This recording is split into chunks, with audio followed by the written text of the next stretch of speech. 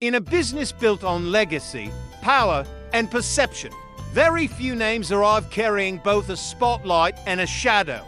Arissa LeBrock did not just step into the wrestling conversation, she emerged from it. Daughter of a Hollywood action icon, born into fame, surrounded by expectations she never asked for.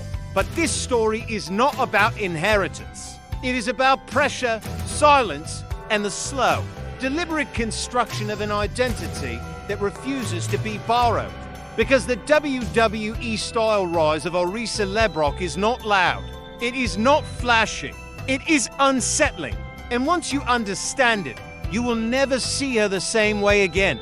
This story matters because WWE history is filled with second-generation talent who either rose to fast or collapsed under the weight of their last name. Some were protected. Some were exposed. Very few were allowed to grow. For Arissa LeBrock, the stakes were simple but brutal. Prove you belong, or spend your entire career being introduced as someone else's daughter.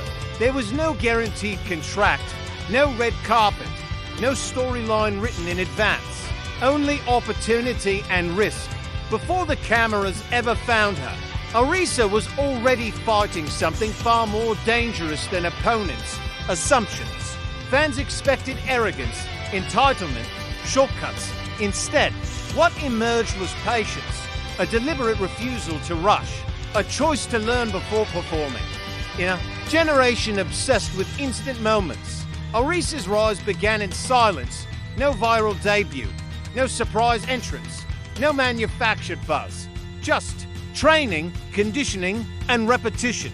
Those early years were not glamorous. They were lonely, physically exhausting, mentally unforgiving. Every drill came with unspoken comparisons. Every mistake magnified by her last name.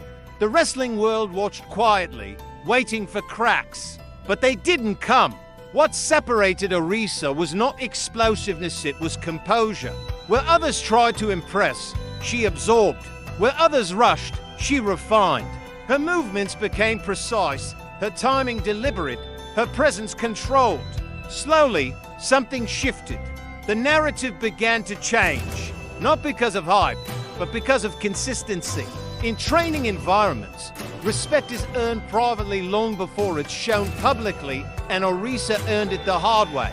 Coaches stopped correcting basics. Peers stopped testing boundaries. Her name stopped being whispered.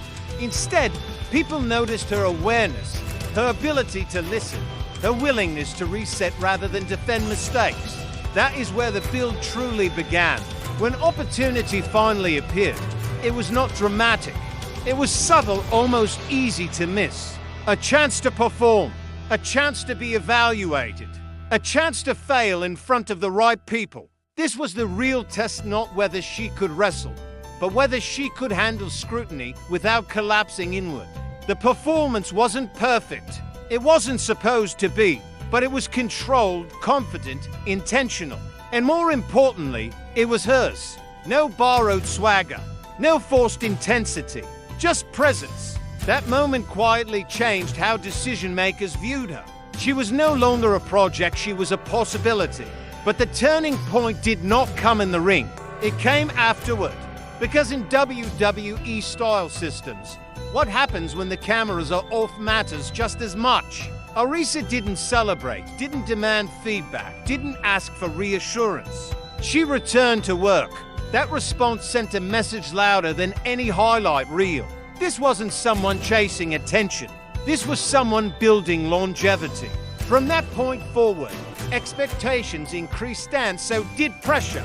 Every opportunity now carried consequences. Every appearance became evaluation.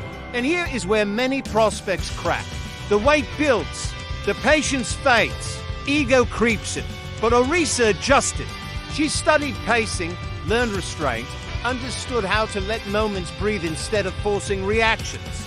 Her style evolved into something uncommon, quiet intensity. The kind that unsettles crowds without demanding noise. The kind that feels dangerous without chaos. That is when WWE fans began to notice something else. She wasn't trying to be a star. She was trying to be undeniable. And that distinction matters, because WWE history remembers those who demanded attention, but it immortalizes those who commanded it naturally. The consequences of her approach were immediate behind the scenes. Trust increased, opportunities expanded, long-term conversations began, not about potential, but about positioning. Arissa had crossed the invisible line between interesting and reliable.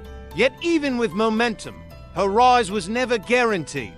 In wrestling, timing can destroy careers as easily as it creates them. Injuries, crowded divisions, creative shifts. One wrong turn could erase years of discipline. But Arissa's greatest advantage became clear: she was adaptable. She did not cling to one version of herself. She allowed evolution. Gear changed, presentation tightened, confidence sharpened without becoming arrogance. Her presence matured. Fans sensed it. The reaction was not explosive, it was intrigued. And intrigue lasts longer than shock. Today, where things stand is fascinating. Arissa LeBrock is no longer introduced by lineage. She is discussed by trajectory. She exists in that rare space where expectations are rising, but not overwhelming, where the audience is watching closely, waiting for the moment she fully breaks through. And that moment feels inevitable, because her rise has followed the oldest formula in WWE history: slow build, authenticity, patience. The kind of rise that survives pressure, the kind that doesn't peak early, the kind that leaves room for greatness instead of rushing toward it. What makes this story truly compelling is not where she is now, but what remains unanswered. How far can restraint take her in an industry addicted to spectacle? What happens when quiet intensity collides with championship stakes? And when the spotlight finally becomes unavoidable, will she embrace it or redefine it? The WWE-Style rise of Arissa LeBrock is not finished. It is still unfolding. And the most powerful chapters are the ones that haven't happened yet.